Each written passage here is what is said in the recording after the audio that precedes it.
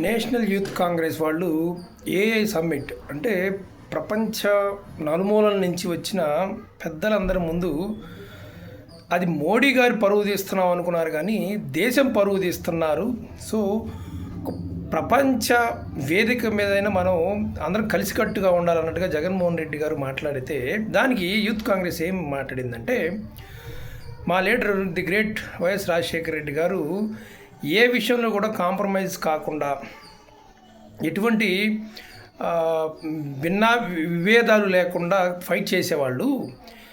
మీరు బహుశా మీ మీద సిబిఐ కేసులు, ఈడీ కేసులు ఉండబట్టి కాంప్రమైజ్ అవుతున్నారు. అట్లీస్ట్ మీరు మీ ఫాదర్ గారి లెగసీని కాపాడాలి అన్నట్టుగా ఏదో ఒక మాట్లాడారు.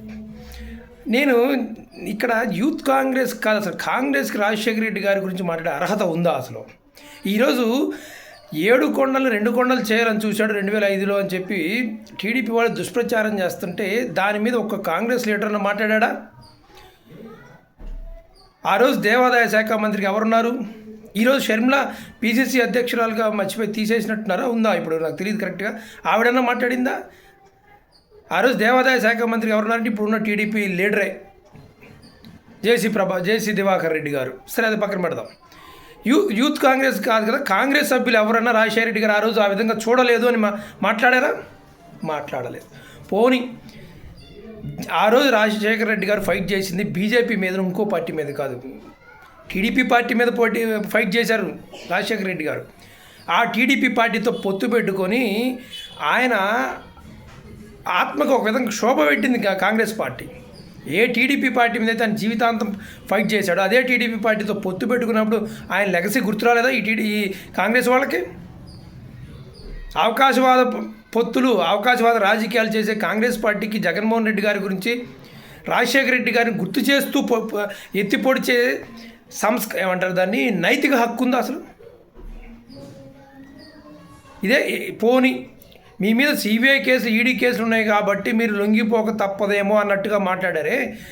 ఆ సిబిఐ కేసులు, ఈడీ కేసులు జగన్మోహన్ రెడ్డి గారి మీద ఏ ఉద్దేశంతో, ఏ హయాంలో పడ్డాయి? రాజశేఖర రెడ్డి గారు ముఖ్యమంత్రిగా ఉండి కొడుకు మీద ప్రేమతోటి ఆయనకి లబ్ధి చేయటం కోసం తప్పులు చేశాడు అనే ఉద్దేశంతో కదా మీరు ఆ రోజు ఆ సిబిఐ కేసు, ఈడీ కేసులు పెట్టింది. అధికారంలో లేని వ్యక్తి, ఒక పదవి కూడా లేని వ్యక్తి ఏ విధంగా క్విట్ ప్రోకో చేయగలుగుతాడు జగన్మోహన్ రెడ్డి గారు? చేస్తే రాజశేఖర రెడ్డి గారు చేసి ఉండాలి. మరి మీరు క్విట్ ప్రోకో జగన్మోహన్ రెడ్డి గారి మీద పెట్టిన ఉద్దేశం ఏంటి? రాజశేఖర రెడ్డి గారు తప్పు చేశారు అనే ఉద్దేశంతో కదా మీరు పెట్టింది. మీకు ఇప్పుడు రాజశేఖర రెడ్డి గారి గురించి మాట్లాడే ఏమంటారు, నైతిక హక్కు అని కూడా కాదు, అర్హత ఉందా అసలు? ఇప్పటికీ కూడా కాంగ్రెస్ వాదులు ఎంత మాత్రం చేస్తున్నారు? రాజశేఖర రెడ్డి గారి జయంతులు, వర్ధంతులు ఎంత మాత్రం చేస్తున్నారు కాంగ్రెస్ పార్టీ?